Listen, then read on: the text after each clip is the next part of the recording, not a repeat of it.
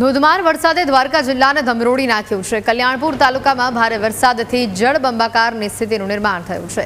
જામરાવલ, ચંદ્રવાડા, હનુમાનધાર, બારિયાધાર, સૂર્યાવદર સહિતના ગામોમાં જળ પ્રલય જેવી સ્થિતિ સર્જાઈ છે।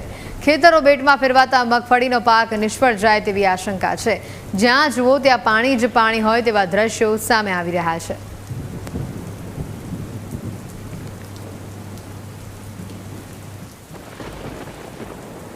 દેવભૂમિ દ્વારકાના ચંદ્રવાડા ગામ અને વડાડા, ચંદ્રવાડા, રાવલને જોડતા આ ખેતરો છે। ખેતરોમાં જ્યાં જો ત્યાં પાણી ભરાઈ ચૂક્યા છે। મગફળીનો પાક ભારે વરસાદને કારણે આ પાણી ભરાઈ જતા નિષ્ફળ જાય એવી ભીતિ સેવાઈ રહી છે। આપ જો છો તે સામે દેખાય છે તે ખેતર છે।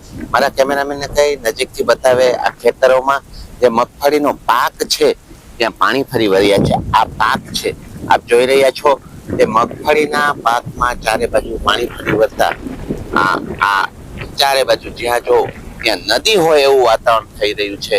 પણ રિયલમાં આ ખેતર છે। ભારે વરસાદ પડી રહ્યો છે। હજી પણ ભારે વરસાદની આગાહી હોય અને ખેડૂતો માટે હવે આ મહેર નહીં કહેર બનીને વરસાદ પડી રહ્યો છે। દેવભૂમિ દ્વારકા જિલ્લામાં આજે પણ રેડ એલર્ટ હોય ત્યારે કેટલો વરસાદ વરસે તે નક્કી ના હોય। ખેતરોની દરેક જગ્યાએ આ દશા છે। ખેડૂતોને પાક જે છે મગફળી હોય, સોયાબીન હોય તે નિષ્ફળ સેવાની ભીતિ સેવાઈ રહી છે। મનોજ સોની, ન્યૂઝ કેપિટલ, દેવભૂમિ દ્વારિકા।